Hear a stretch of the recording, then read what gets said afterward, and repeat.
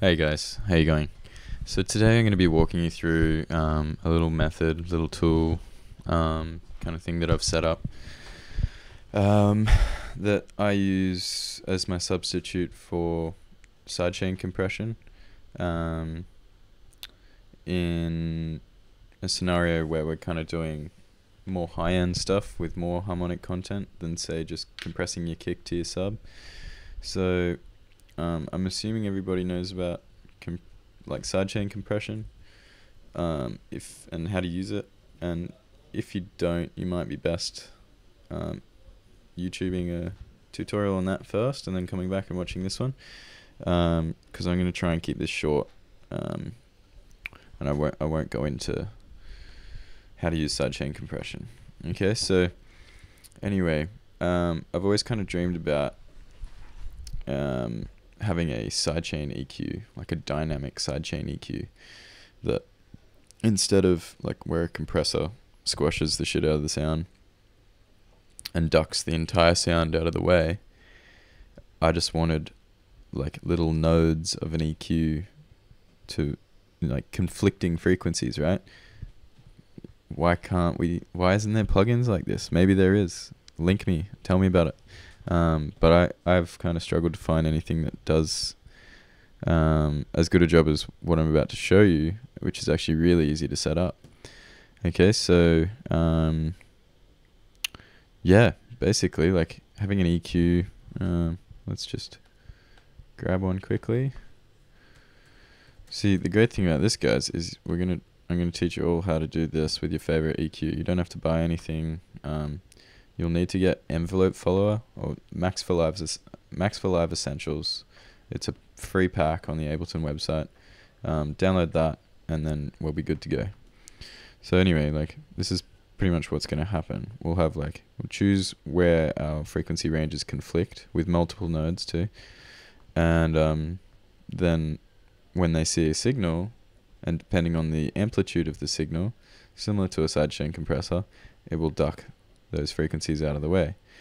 But it leaves everything else of the sound untouched. So that's why I like this for something with instruments. So today I've made up a little example tune for this tutorial.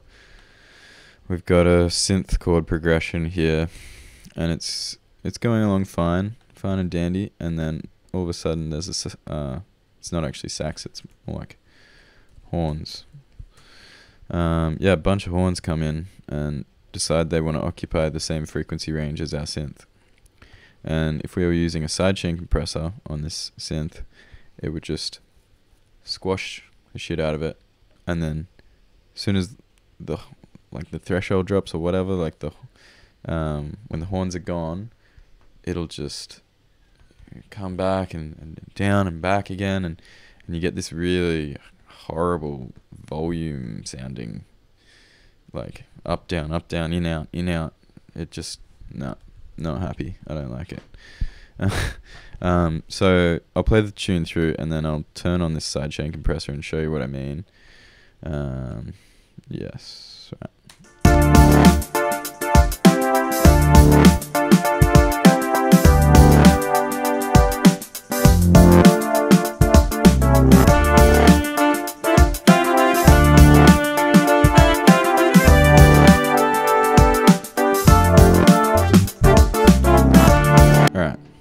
So nothing special, but it's for an example. So yeah, now I'll turn on this compressor, and we'll see what happens to this synth sound.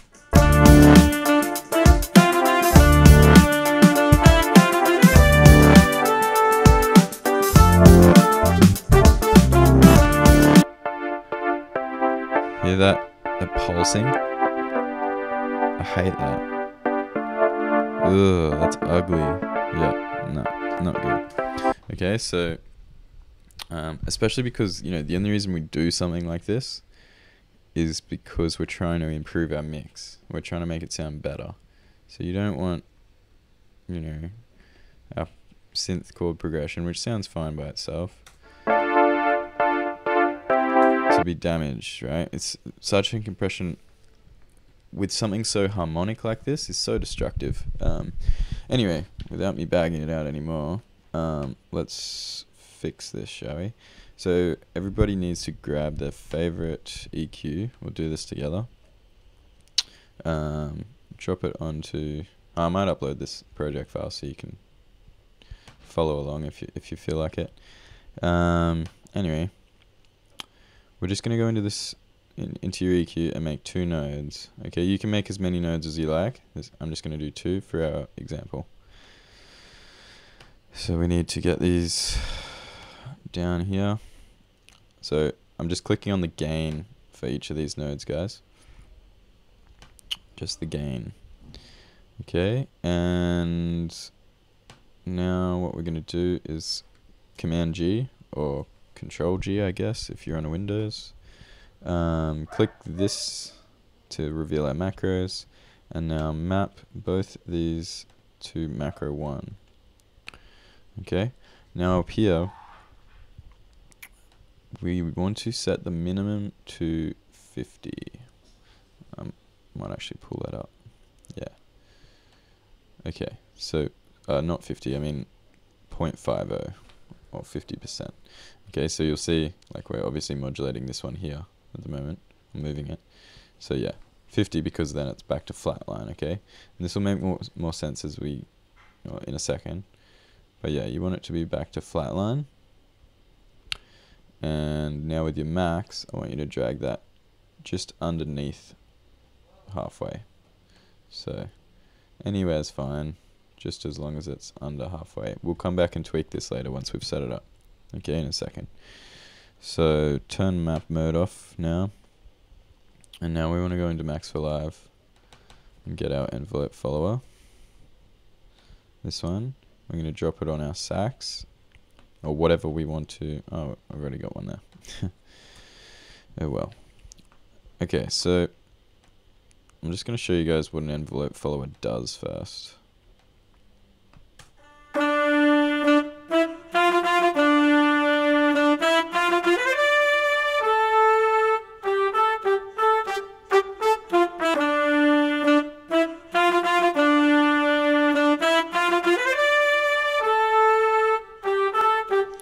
Okay, so you might have worked out that is literally the amplitude or the volume of our sound being turned into a parameter, I guess. Like it's an automation line. It's like if you sat there for 3 hours drawing tiny little automation nodes on our synth channel. I guess you could have achieved the same thing, but this is just tracing a line basically over the amplitude, and we can use the path that it traces to automate those nodes in our EQ. Alright, so firstly I want you to move this gain knob until we get the tiniest bit of clipping up the top here. Okay, so we basically want to occupy this full range. So I'll show you what I mean. So a little bit of clipping there, that's good. You don't want too much, but you want it to be like kind of going all around the space from the minimum to the maximum value. Alright, so I'm happy with that, so you'll have to set that up. And you can use these rise and fall things, they're like attack and release, to smooth out your lines, like that. That's quite nice. Yeah, that's going to work, okay? Now press this map button, go over here, and we're going to map it to macro 1. Okay, and now, oh yeah, this might do this thing with your cursor, but if you read that red bar down the bottom there, it says this parameter is disabled because it is controlled by Max device. So just change the automation line, and now it behaves itself. Okay, let's play through and see what happens.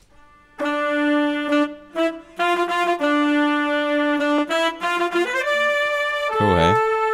So the amplitude of our horns is affecting the gain of these nodes, the negative gain of these nodes.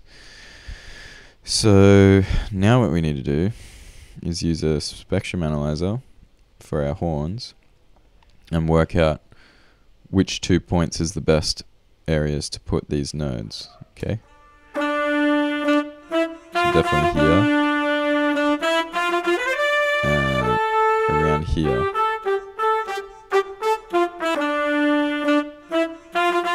Yeah. Okay, so just over 1K there. What's that say? 1.3. So we might make a reasonably big queue there, or like a medium-sized queue at 1.3 kHz, and then another node here at, what would that be, 300. Okay, so let's move this first one to 300.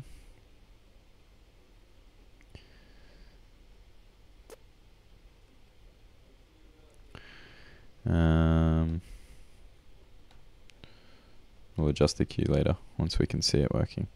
And this one is 1.3.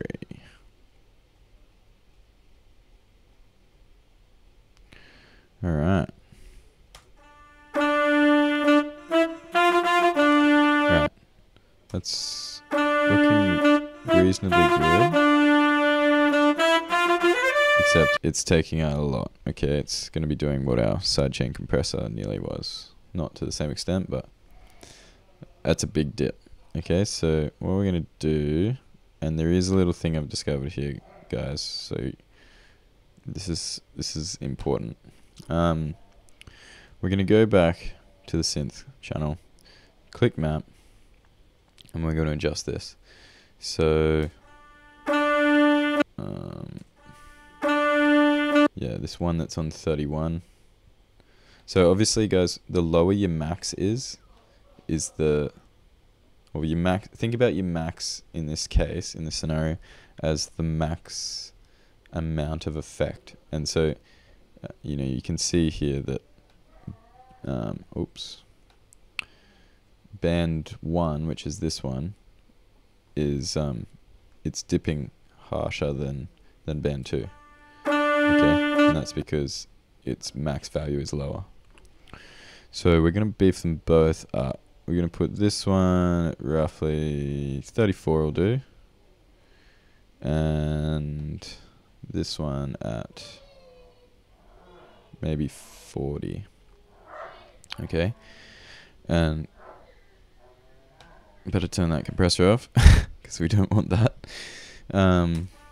Okay, and yeah, I've realized this, and I'm glad I did before I made this video, but if you adjust the mapping values after you've already mapped this this envelope follower to macro 1, it won't change. See, that's doing the same thing that it was. So we need to cancel this and just press map again and just relink it, and that like fixes the glitch.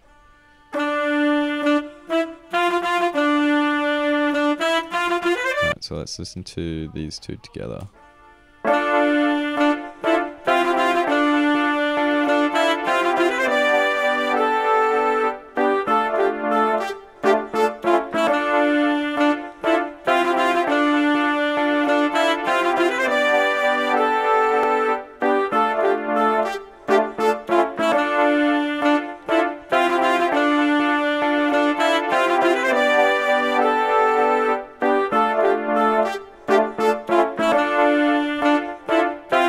So just the synths on its own, and we can hear the effect of the sidechain EQ.